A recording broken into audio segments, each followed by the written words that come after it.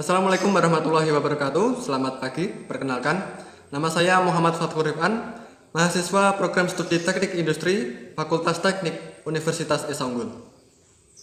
Pada kesempatan kali ini saya akan membahas atau mempresentasikan materi perkuliahan Bahasa Indonesia, yakni tentang Pedoman Umum Ejaan Bahasa Indonesia atau yang biasa kita sebut PUEB. Nantinya kita akan membahas definisi dari PUEB, asal-usul PUEB, hingga bagaimana isi dari PUEB itu sendiri.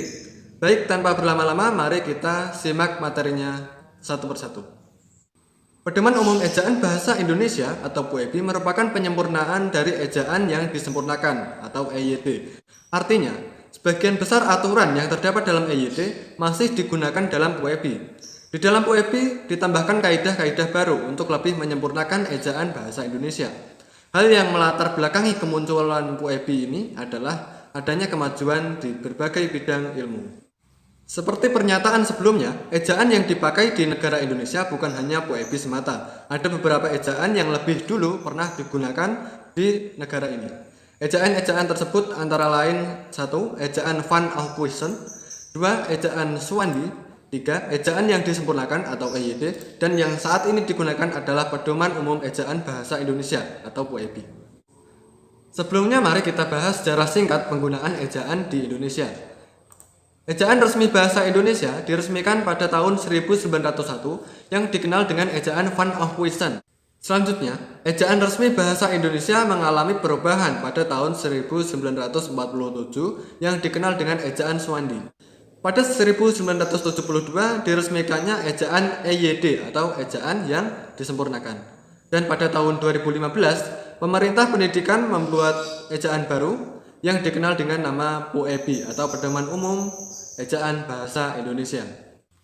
Sedangkan ejaan yang tidak diresmikan, yakni ada dua, yakni ejaan Melindo dan ejaan LBK atau Lembaga Bahasa dan Kekusastraan. Ada 3 hal atau pokok perubahan pada PUEB yang membedakan PUEB dengan ejaan-ejaan sebelumnya. 3 hal itu yakni, yang pertama adalah penambahan huruf diftong. Penambahan ini terjadi karena bahasa Indonesia banyak menyerap istilah dari bahasa asing, sehingga kini ada 4 diftong di dalam bahasa Indonesia, yakni AI, AU, EI, dan OI. Yang kedua adalah penggunaan huruf tebal. Pada PUEB, huruf tebal dipakai untuk menegaskan kata-kata yang ditulis miring, serta untuk menegaskan bagian-bagian karangan seperti judul buku, bab, atau subbab. Dan yang ketiga adalah penggunaan huruf kapital. Pada ejaan bahasa Indonesia sebelumnya, tidak diatur bahwa unsur julukan ditulis dengan huruf kapital. Kini aturan tersebut terdapat pada PUEB. Dalam buku pedoman ejaan yang disempurnakan, penulisan ejaan dan tanda baca diatur dalam kaidahnya masing-masing. Penulisan ejaan yang diatur tersebut diantaranya 1. Pemakaian huruf abjad, vokal, dan konsonan. 2. Persukuan atau pemisahan suku kata. 3. Penulisan huruf besar atau kapital. 4. Penulisan huruf miring. 5. Penulisan kata dasar, kata ulang, kata berimbuhan, dan gabungan kata. 6. Penulisan angka dan lambang bilangan. Dan yang terakhir atau yang ketujuh adalah penempatan tanda baca atau punktuasi. Selanjutnya mari kita bahas sedikit isi PUEB itu sendiri, dimulai dengan pemakaian huruf kapital. Huruf kapital dipakai sebagai huruf pertama kalimat berupa petikan langsung. Yang kedua, huruf besar atau kapital dipakai sebagai huruf pertama dalam ungkapan yang berhubungan dengan hal-hal keagamaan, kitab suci, dan nama Tuhan, termasuk kata gantinya. Huruf pertama dan kata ganti ku, mu, dan nya sebagai kata ganti Tuhan harus ditulis dengan huruf kapital, dirangkai dengan tanda hukum atau tanda strip. Huruf besar atau kapital sebagai huruf pertama nama gelar atau kehormatan, keturunan, keagamaan, jabatan, dan pangkat yang diikuti nama orang. Selanjutnya, jika tidak diikuti oleh nama orang atau nama wilayah, nama gelar, jabatan, dan pangkat, itu harus ditulis dengan huruf kecil. Akan tetapi, jika mengacu pada orang tertentu, nama gelar, jabatan, dan pangkat, itu ditulis dengan huruf kapital. Yang keempat, huruf besar atau huruf kapital dipakai sebagai huruf pertama nama tahun, bulan, hari, hari raya, dan peristiwa bersejarah. Yang kelima, huruf besar atau huruf kapital dipakai sebagai huruf pertama nama resmi badan, lembaga pemerintah, dan ketatanegaraan, serta nama dokumen resmi.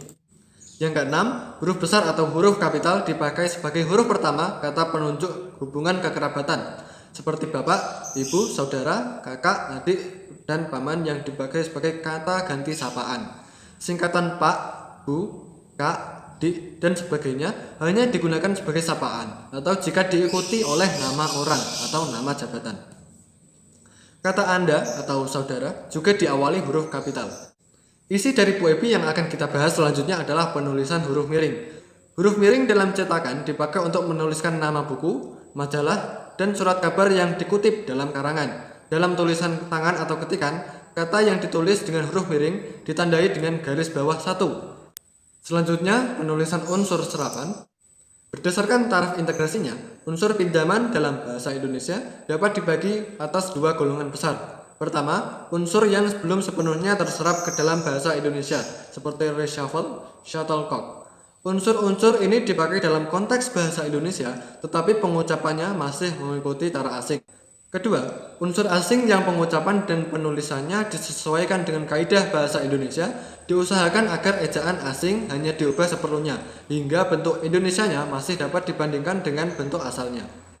Di samping itu, akhiran yang berasal dari bahasa asing diserap sebagai bagian kata yang utuh. Kata seperti standarisasi, implementasi, dan objektif diserap secara utuh di samping kata standar, implement, dan objek. Selanjutnya adalah pemakaian tanda baca.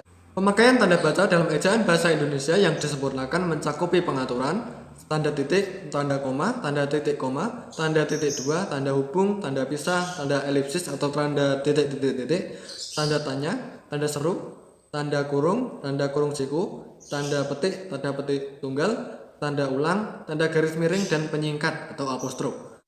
Yang pertama adalah tanda titik. Pemakaian tanda titik dapat diatur sebagai berikut. Tanda titik dipakai pada akhir singkatan nama orang. Yang kedua, tanda titik dipakai pada singkatan gelar, jabatan, pangkat, dan sapaan. Selanjutnya, tanda titik dipakai pada singkatan kata atau ungkapan yang sudah umum, yang ditulis dengan huruf kecil. Singkatan yang terdiri atas 2 huruf diberi 2 buah tanda titik, sedangkan singkatan yang terdiri atas 3 buah huruf atau lebih biasanya hanya diberi 1 buah tanda titik. Selanjutnya, tanda titik digunakan pada angka yang menyatakan jumlah untuk memisahkan ribuan, jutaan, dan seterusnya, miliaran. Selanjutnya ialah tanda baca koma. Ada kaidah yang mengatur kapan tanda koma digunakan dan kapan tanda koma tidak perlu digunakan. Yang pertama, tanda koma harus digunakan di antara unsur-unsur dalam suatu pemerincian atau pembilangan. Dengan catatan, jika pemerincian itu hanya terdiri atas 2 unsur, sebelum kata dan tidak dibubuhkan tanda koma. Akan tetapi, jika pemerinciannya terdiri atas lebih dari 2 unsur, di antara unsur-unsurnya dibubuhkan tanda koma. Sebelum dimunculkan unsur terakhir, dibubuhkan kata dan. Selanjutnya, kata koma harus digunakan untuk memisahkan kalimat setara yang satu dari kalimat setara berikutnya, yang didahului oleh kata tetapi, melainkan, dan sedangkan. Tanda koma harus digunakan untuk memisahkan anak kalimat dari induk kalimat apabila anak kalimat tersebut mendahului induk kalimatnya. Biasanya, anak kalimat didahului oleh kata penghubung, bahwa, karena, agar, sehingga, walaupun, apabila, jika, meskipun, dan sebagainya. Selanjutnya, tanda koma harus digunakan di belakang kata atau ungkapan penghubung antar kalimat yang terdapat pada awal kalimat. Selanjutnya kita akan membahas tanda baca ketiga, yaitu tanda pisah. Tanda pisah membatasi penyisipan kata atau kalimat yang memberi penjelasan khusus di luar bangun kalimat, menegaskan adanya oposisi atau keterangan yang lain sehingga kalimat menjadi lebih jelas, dan dipakai di antara 2 bilangan atau tunggal yang berarti sampai dengan, atau di antara 2 nama kota yang berarti ke atau sampai. Panjangnya 2 ketukan seperti yang saya bilang tadi, yaitu 2 kali tanda hubung. Tanda baca selanjutnya adalah tanda petik. Tanda petik dipakai untuk mengapit petikan langsung, judul syair, karangan, istilah yang mempunyai arti khusus atau kurang dikenal. Tanda baca selanjutnya adalah garis miring. Garis miring dipakai untuk menyatakan A dan atau B per yang artinya tiap, C tahun akademik atau tahun ajaran atau tahun takwim, D nomor rumah setelah nomor jalan, dan E nomor surat. Demikian presentasi materi pedoman umum ejaan bahasa Indonesia dari saya. Jika ada kesalahan dalam pengucapan kata, saya mohon maaf. Terima kasih atas perhatiannya. Wassalamualaikum warahmatullahi wabarakatuh.